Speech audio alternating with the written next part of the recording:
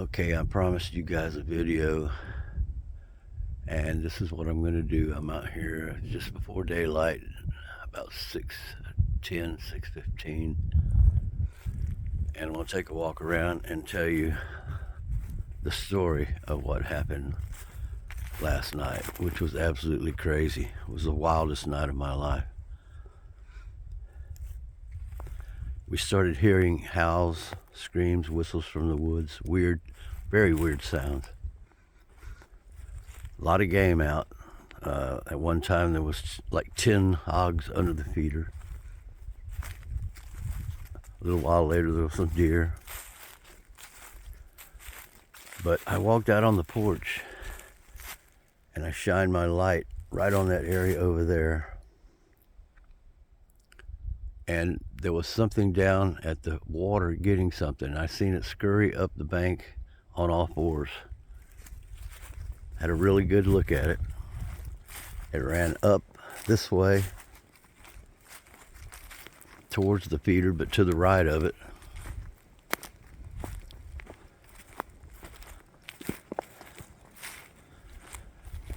I don't have any weapon or anything, but I think I'm okay. There's the feeder.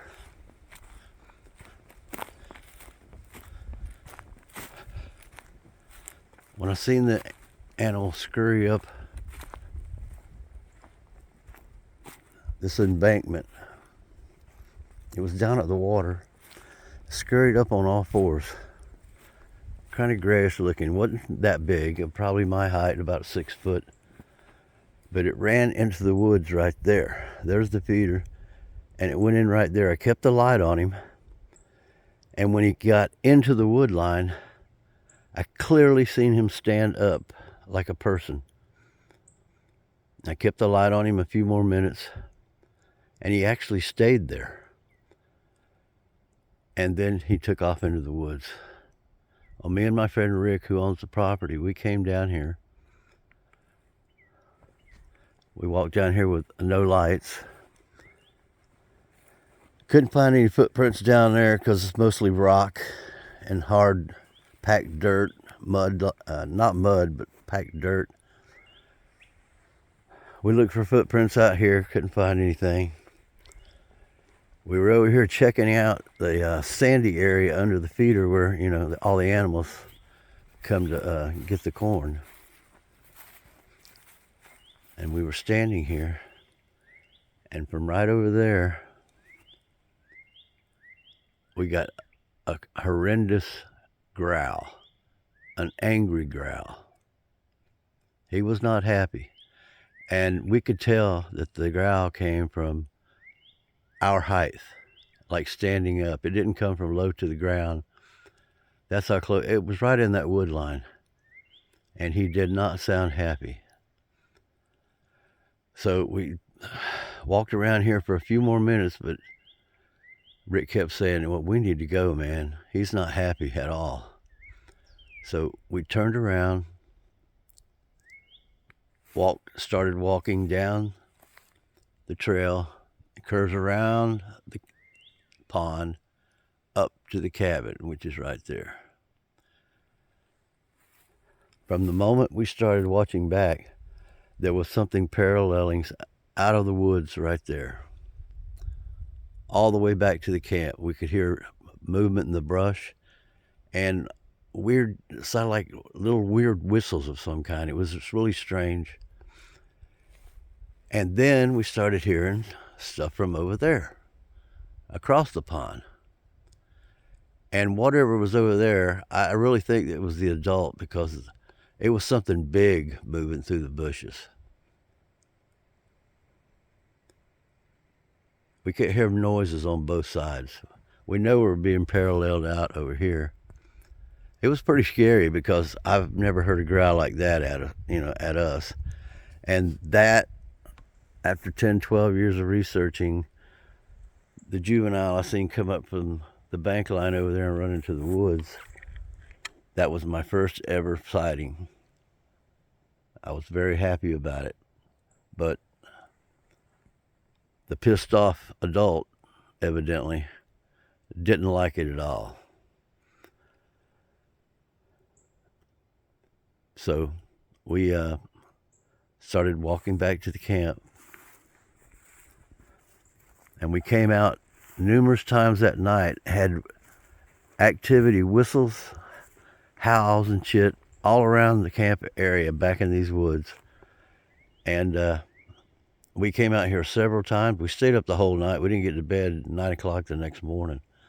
It was that crazy. There was absolutely sounds all night long.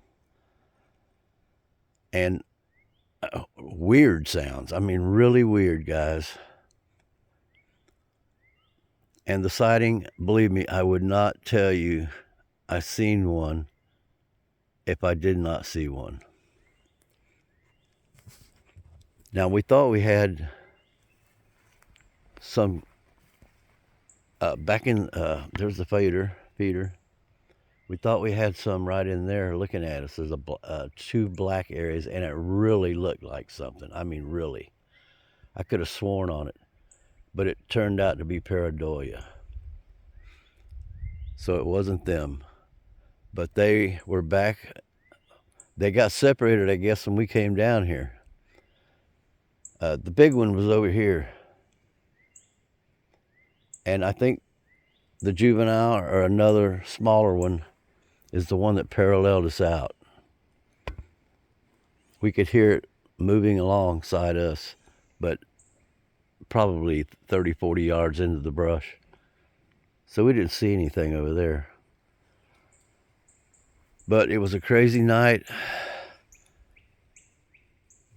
I wish I could have got some of the recordings on audio. I got to get some good equipment. My little digital recorder ain't worth a crap. So I'm supposed to be coming into some money, so I'm going to get a recorder, a good recorder, and some really good equipment.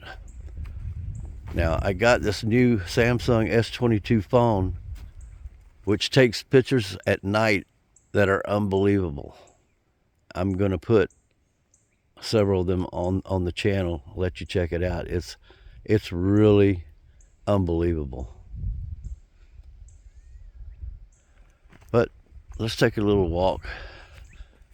It's about 6:30 in the morning. I couldn't sleep. I got back up because we slept all day yesterday from staying up all night. My arm's feeling much better. Feels good to get out in the woods. It was in the low 30s last night, early in the morning, and this morning it's probably in the low 40s, mid 40s, somewhere around in there. This is a stand that we've got to move.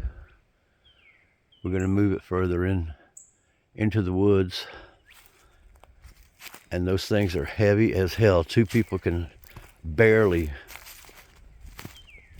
move it around.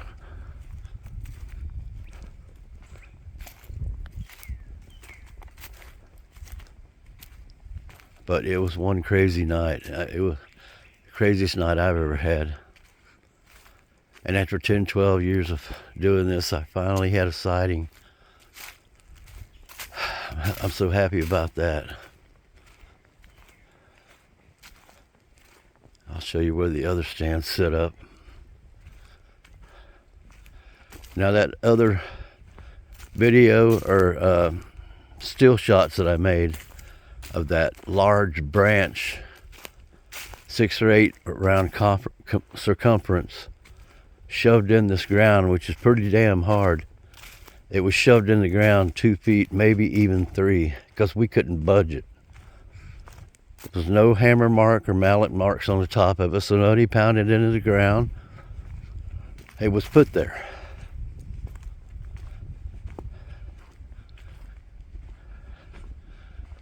We've had some crazy things going on. I just heard something right then.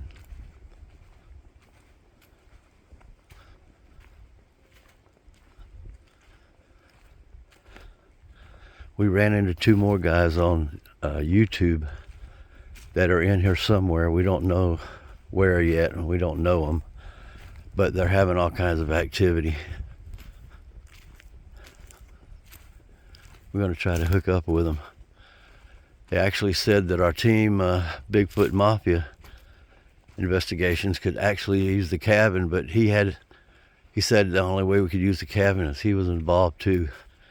He's into it. He knows they're out here.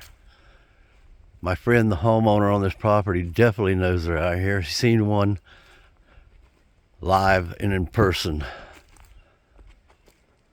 about 15 years ago, I think it was.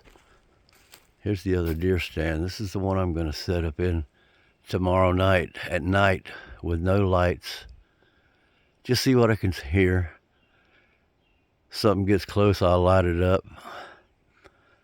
Not carrying weapons. And that concerns me a little bit. I would like to have a pistol because although there's never been a documented attack on a human, I still believe they're like us, and that I wouldn't want to run into that one sociopathic one, which I know there are some of. Definitely have to be. Or he's pissed off at the world, got kicked out of a family group or something like that. But we're having some real good stuff happen out here. I'll try to get the team up here for a weekend or something.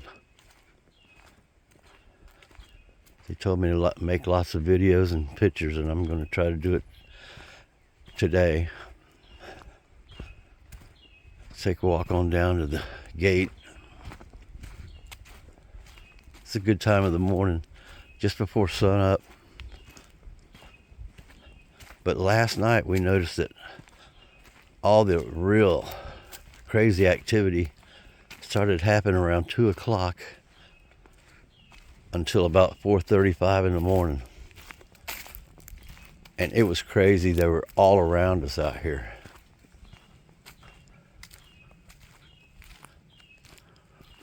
A lot of activity on Tiger Island. It's not really an island, but that's what they call it.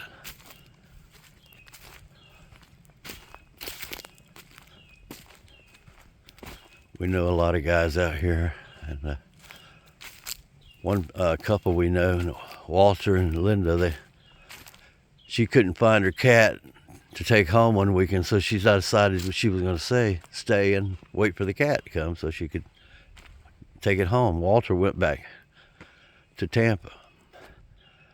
Well, that evening she started hearing knocks in the woods, like unmistakably somebody pounding on a tree. And it was doing that around her camp for hours, back and forth. She couldn't see anything, but it really scared the shit out of her. And I don't think she ever found the cat. That's just one thing. These guys on the other camp, Eric and I forgot the other guy's name, they were going to walk their property. They made a pact that they wasn't going to turn on their lights the whole time. Well, they got about halfway through it, and the guy on the front turned on his light. And immediately they seen 3 sets of eyes about the size of softballs. This is the story. And they actually gazed at each other for, he said, probably 3 to 5 good seconds. And then they turned and hauled ass. But it scared the shit out of them. Needless to say, their headlamps were on the rest of the way back. This is a good area, though. There's hogs galore everywhere. Deer the same way. Yesterday we had 10 hens under the feeder. Turkey, deer, hogs, a lot of hogs. And a lot of researchers, and I do too, believe they prefer hogs for eating.